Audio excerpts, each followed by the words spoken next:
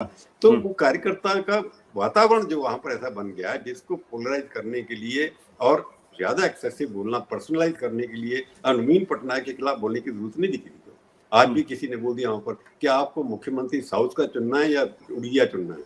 अब एक secretary chief minister का है, उन्होंने उसको वाइस प्रेसिडेंट बना दिया या कुछ बना दिया, 5T वो एग्रेसिव फेस है, ठीक है, उसको उड़िया भी आती है।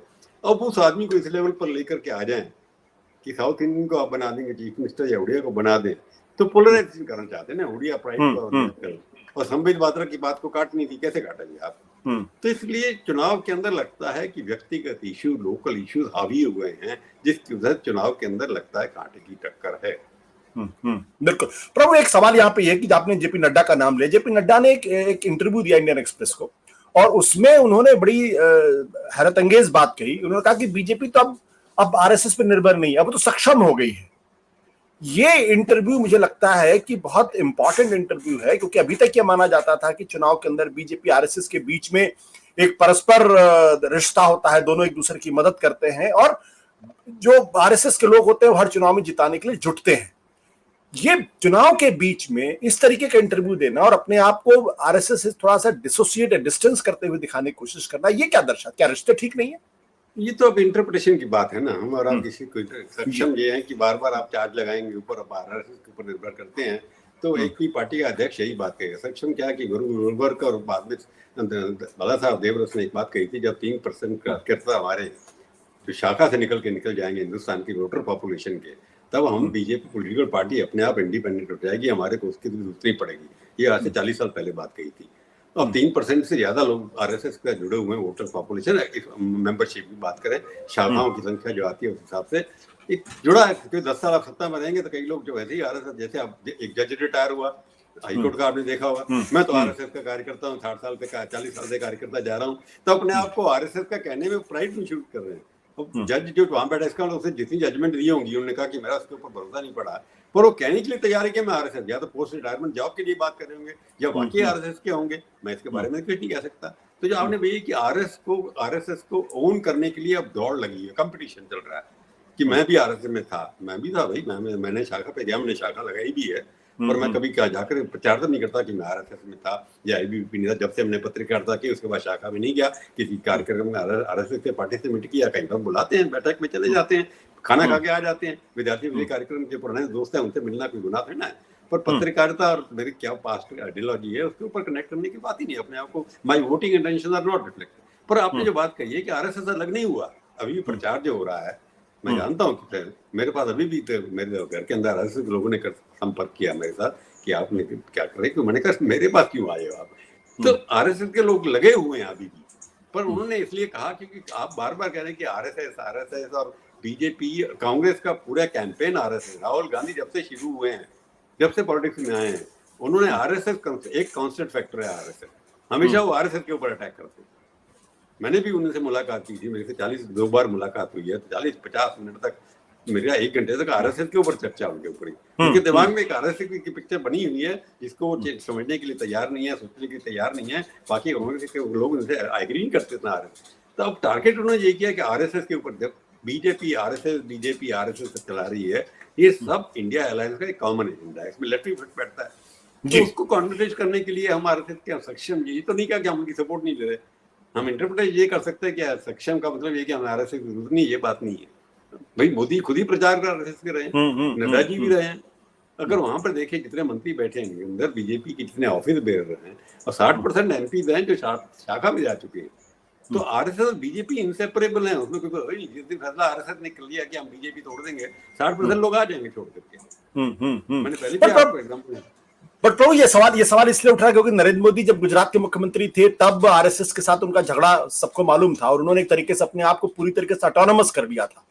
तो आज भी लोग ये कह रहे हैं कि हो सकता है कि अपनी जो डिपेंडेंस है वो उन्होंने पूरी तरीके से खत्म कर ली हो। जो गुजरात का मॉडल था वो यहाँ भी लागू कर रहे हैं। भाई क्यों सरकार मेरे बल पे बनती है, मैं लोकप्रिय हूं, मैं सरकार चलाता हूं, आरएसएस को क्रेडिट क्यों मिले, क्योंकि उनके बल पे हम जीतते हैं? क्या ऐसी कोई मानसिकता भी हो सकती? क्योंकि चुनाव के दौरान ये सवाल है, और ये सवाल कोई बहुत क्वानिटेटिव तरीके से, प्रोवोकेटिव तरीके से पूछा भी नहीं गया था। पूछा, जिसने पूछा उसे जवाब मिल गया ना, सक्षम की बात कर रहे थे आपने। जिसने सवाल नहीं पूछा, कि आजकल देखते हैं जिस तरह का इंटरव्यू हो रहे हैं सवाल पूछते जाते हैं, वो पूछ लिया किसी ने, अब पूछा प्लानिंग से पूछा जा रहा है, वैसे पूछ लिया कि आरएसएस का कनेक्शन क्या है, हम सक्षम है। हो सकता है जिस तरह के इंटरव्यू चल रहे हैं, जिस तरह के चल रहा है, पर मैं आपको ये बताता हूँ कि किसी भी पॉलिटिकल पार्टी की विचारधारा होती है। उस पॉलिटिकल पार्टी का मतलब कि हमने आइडियोलॉजी हमारी है, हमने जैसे कम्युनिस्टों की है, ruling of the working class, तो वर्किंग क्लास का जो रूल ले आएगा वो नेता हो गया। एक कॉम्बिनेशन बन सकता है। अब बीजेपी, अब मोदी की बात कर रहे हैं, गुजरात के अंदर 1985 से 95 से लेकर अभी तक 30 साल तक बीजेपी का नॉन इंटरप्टेड रूल चल रहा है। वहां पर मतलब 156 सीटें कभी तक नहीं आई थी, वो आ गई हैं आपको। 25-26 सीटें 2 बार आ चुकी है। तो क्या चाहिए आरएसएस को? आरएसएस को चाहिए कि उनके प्रचारक जीत करके आए, जो आरएसएस के अंदर काम कर चुके हैं वो जीत करके आए, फिर वो जब आएंगे वही काम करेंगे। भाषा भी बोलते देख ही रहे हैं, हर एमपी राम से बढ़ के कंपटीशन में चल रहा है। हर आदमी कहता है हम ये मंदिर तोड़ देंगे, हम मंदिर जो तोड़ देंगे। पिछले 10 साल के अंदर इतनी मंदिरों के बारे में, जो मंदिर के बारे में सुना नहीं था, इवन मोदी जी ने 5-7 मंदिर राम साउथ में डिस्कवर कर लिए, जो मेरे को भी नहीं पता था, आपको भी पता नहीं थे, और वहां गए वो। तो आरएसएस क्या चीज है? अगर आपकी भाषा में जो आप पढ़ते रहते हैं आरएसएस के बारे में, आरएसएस का प्योर 100% हिंदू कम्युनल, आप कहते हैं कि कम्युनल एजेंडा है, तो क्या है? तो उसके अंदर जितनी बातें फिट होती हैं, मोदी जी किसी मुस्लिम के यहाँ नहीं जाते, इफ्तार पार्टी में नहीं जाते, टोपी नहीं पहनी उन्होंने आता, वो भी किसी से उनका वो बोरा मुस्लिम से उनसे बनती है, क्योंकि दोस्त है उनके यहाँ पर। तो जो गुजरात में किया उन्होंने, वहां पर कांग्रेस का लगभग सफाया कर दिया, लेफ्ट तो है ही नहीं वहां पर। जब हिंदू राज आपने एस्टेब्लिश कर दिया गुजरात में, तो आरएसएस से खुश है कि हमारे को रोल नहीं मिला, क्या हमारी शाखा लग रही है? गुजरात में शाखा पहले से जा लगती है। अब भी देखते हैं, जो अटल जी के साथ जमाने के अंदर आरएस कोऑर्डिनेशन कमेटी थी, अब दत्ता जी हैं वहां पर, उसी जगह तो दूसरे लोग देख रहे हैं, क्या नाम उनका, नाम भूल गया, जो अभी बीजेपी के इंचार्ज बने हैं वहां पर, अरुण कुमार जी। अरुण कुमार जी मैं जानता हूँ, झिलमिल कॉलोनी में रहते थे जहाँ हमारे, तब मेरे बहुत छोटे हैं, उनको जानता हूँ बचपन में। तो उन्होंने कभी सुना नहीं कि मीटिंग हुई है? पहले कोऑर्डिनेशन कमेटी की मीटिंग हुई थी, अब मोहन जी की मोदी जी से कब मीटिंग हुई आज तक हम, मेरे को पता नहीं, आपको पता नहीं हुई हो तो सीक्रेट हुई होगी।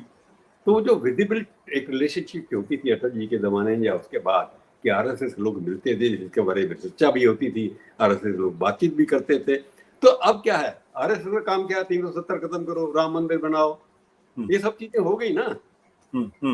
तो जब वो हो गई तो आरएसएस की क्या, क्यों काम कर ही रहे, नुकसान किसको होगा? तो हम उसको दूसरी तरफ सोचना चाहिए कि आरएसएस वाले जब जो चाहते हैं वही हो रहा है। पाकिस्तान को रोज गाली दी जा रही है, पीओके लेने की बात की जा रही है, कश्मीर आजाद हमारा हो ही गया, 370 हटा दिया गया है। तो आरएसएस के जो नारे थे, जो लगा रहे हैं 1925 से लेकर अभी तक, उसमें मोदी जी ने 90% कम्प्लीट कर दी। उसके बाद क्या? अब आरएसएस जितने लोग भी हैं वो मोदी जी से जुड़ नहीं रहे। आरएसएस के अंदर उसमें एक कॉन्सेप्ट होता है, संघ आयु कितनी है आपकी, पहली बार शाखा में कब गए थे? तो मोदी की संघ आयु इन सबसे मोहन भागवत से ज्यादा है, तो इसलिए वो सीनियर माने जाएंगे संघ के हिसाब से। अगर आज वो प्रचारक हैं, जब संघ ने दे रखा बीजेपी को, उनको विड्रॉ कर ले तो भागवत से असर सीनियर हो जाएंगे। तो आप जो कह रहे हैं कि संघ से इनकी मेल जो नहीं है, ये बात ठीक है कि वो उस टर्म में उनसे बात नहीं करते जैसे बाकी नेता करते थे, उस हिसाब से मुलाकात उनकी नहीं होती, वो कोऑर्डिनेशन जो होना चाहिए नहीं होती। कि आरएसएस के लोग जो इंचार्ज या संगठन मंत्री हर जगह होते, 50 लोग अभी भी फुल टाइम, और जो आरएसएस के बीजेपी ऑफिस में वो सारे के सारे मिलते हैं, अमित शाह के मिलते हैं। परंतु मोदी जी आरएसएस के नेताओं से, टॉप लीडरशिप से वो कोऑर्डिनेशन नहीं होती जो पहले होती थी, ये बात सच है। और मोदी जी अपने स्टाइल से काम करते हैं। आरएसएस को परेशानी इसलिए नहीं है क्योंकि उनका एजेंडा वो पूरा कर रहे हैं। बट क्या कोई तनाव है क्या शीर्ष पे दोनों के बीच में? तनाव भाई तभी है, तो मोहन भागवत में बताएं या प्राइम मिनिस्टर बताएं, उन दोनों से मेरी बात होती नहीं है। इसलिए मैं कोई बॉडी लैंग्वेज पढ़ने के बाद नहीं, मैंने सवाल इसलिए किया क्योंकि देखिए, एक तो आपसे ज्यादा जानकारी तो किसी के पास होगी नहीं इस संदर्भ में, क्योंकि 2 खबरें आई। एक खबर यह आई कि मोदी जी जब नागपुर गए थे तो वहां उनकी रात भर रुके और वहां संघ के नेताओं से मुलाकात हुई। मेरे पास कोई इंडिपेंडेंट वेरीफाई करने का कोई जरिया ही नहीं, तो मैं, चूंकि मेरे पास ये जानकारी। फिर दूसरी बात ये कही गई कि चौथे और 5वें चरण के बीच में दिल्ली में एक दिन नरेंद्र मोदी जी और मोहन भागवत की 3 घंटे तक मुलाकात हुई। ये भी मेरे पास कंफर्म करने का कोई जरिया है नहीं। मोहन भागवत जी से बात हुई उनकी? नहीं दिल्ली में। हाँ, उनकी मुलाकात हुई। ये मुझे मोहन जी की नरेंद्र मोदी से मुलाकात हुई। ये बात मुझे एक ऐसे आदमी ने बताई है जो आरएसएस को ट्रैक करते हैं और आरएसएस पे जिन्होंने किताबें भी लिखी हैं, तो इसलिए मैं थोड़ा उनको गंभीरता, और वो आरएसएस से जुड़े भी रहे। इस संदर्भ मैंने सवाल पूछा कि कहीं कुछ तो, क्योंकि खबरें ये बार बार आ रही थी कि देखिए इस बार आरएसएस के कार्यकर्ता उतना नहीं निकले, या जिस तरीके से इन्वॉल्व होना चाहिए उस तरीके से नहीं निकले, थोड़ी सी उदासीनता दिखाई पड़ रही है। अब ये अपने तरफ से इंटरप्रिटेशन का सवाल, इसलिए मैंने आपसे सवाल किया, आपको क्या लगता है? नहीं, जो आपने बात बताई कि प्रधानमंत्री देश का मिलता है किसी आरएसएस के ऑफिस से, ये बात छुप नहीं सकती, सीक्रेट नहीं रह सकती। बिल्कुल, इसलिए दिल्ली के अंदर पिछले 1 महीने से मोहन जी आए जरूर हैं। दत्ता जी यहाँ 1 हफ्ते तक रहे थे यहाँ पर। आपको एक बता देता हूँ, जो पहले बताऊँ, महीने में एक बार टॉप 6 लोग जो है आरएसएस के कहीं ना किसी एक जगह मिलते हैं। पहले फिक्स होता है, 6 महीने पहले फिक्स हो जाता है कि इस सितंबर में हम यहाँ मिलेंगे। वो अपनी पॉलिसी डिस्कशन करते हैं। उसके एक शाखा लगती है, बृहस्पतिवार की शाखा बोलते हैं जिसको हम। बृहस्पतिवार की शाखा के अंदर सब जो है विद्यार्थी परिषद, मजदूर संघ, जितने भी इनके घटक हैं, उन सबका चीफ जो दिल्ली में है वो उनके आके मिलते हैं। एक नेशनल लेवल की भी होती है वो मीटिंग, अभी भी हो रही है। उसके अंदर पहले अटल जी 1 बार जाते थे, उन्होंने भी बंद कर दिया था। अडवाणी जी जाते थे हमेशा, उसके बाद वेंकैया नायडू जाते थे, अध्यक्ष जी जब राजनाथ जी थे वो जाते थे। तो पिछले 10 दिन पहले यहाँ पर दत्ता जी थे, 5-6 दिन रहे। उनकी बीजेपी नेताओं से मुलाकात हुई जैसे नॉर्मल होती है। मैं ये नहीं कहूँगा एबनॉर्मल मीटिंग हुई, पर ये जरूर आपको बता दूं कि जब मुलाकात प्राइम मिनिस्टर की मोहन जी से पिछले 1 साल में अगर हुई है तो हमारे नॉलेज नहीं है। कहीं खाने पे बुलाया हो, वो सीक्रेट हो सकता है कि प्राइम मिनिस्टर में कौन जा रहा है, खाने पे मिलने के लिए जा रहा है, उसके बारे में आपको पता नहीं लगेगा, ना मेरे को पता लगेगा। तो जितने भी संघ के लोग आप जिनकी नाम ले रहे हैं ना, आज तो टीवी के अंदर बहुत संघ विशेषज्ञ बैठे होते हैं। नहीं, मैं गंभीर आदमी की बात कर रहा हूँ। नहीं, मैं गंभीर इस राज्य के अंदर मैं सच बोल रहा हूँ तो बुरा लगेगी। गंभीर आदमी जितने मर्जी हो, मोदी जी और शाह के पास एक्सेस, चाहे गंभीर हो चाहे कुछ नहीं, किसी का नहीं है।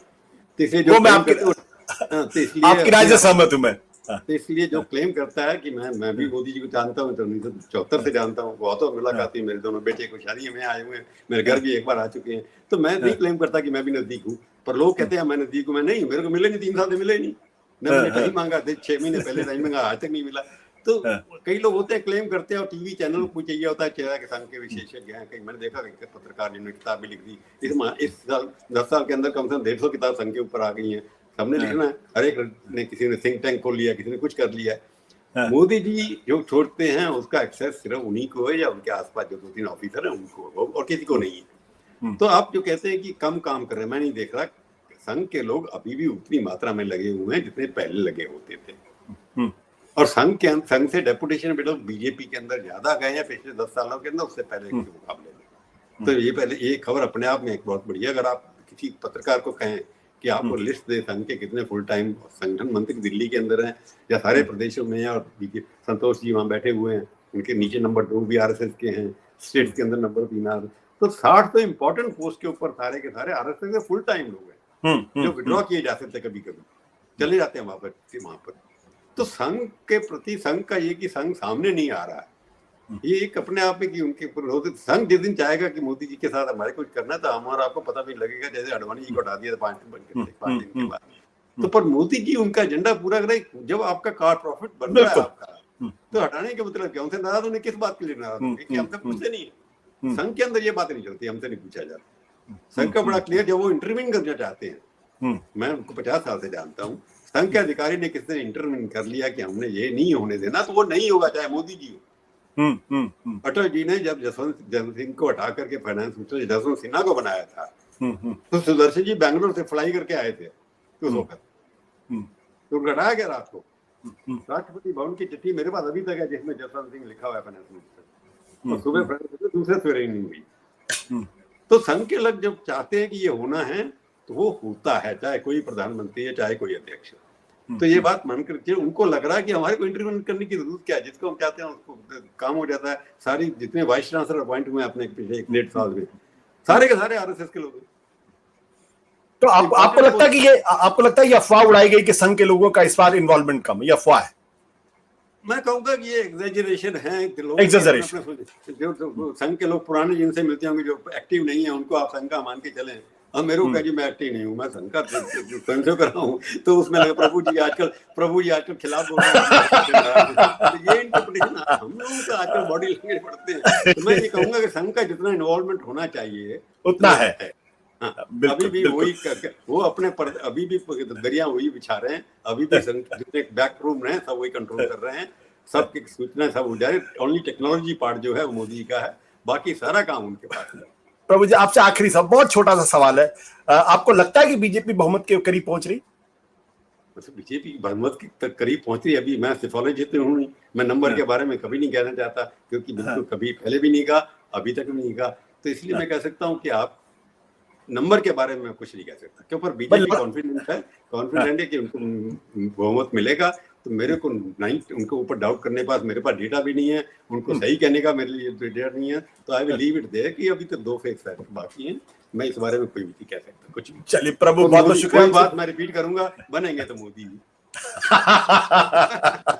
बहुत बहुत बहुत बहुत शुक्रिया हमसे बातचीत करने के लिए, और अगले चरण के का जब मतदान होगा तो फिर आपसे बातचीत करूंगा और फिर देश की नब्ज टटोलूंगा क्या हो रहा राजनीति के। बहुत बहुत शुक्रिया, धन्यवाद, नमस्कार। Thank you.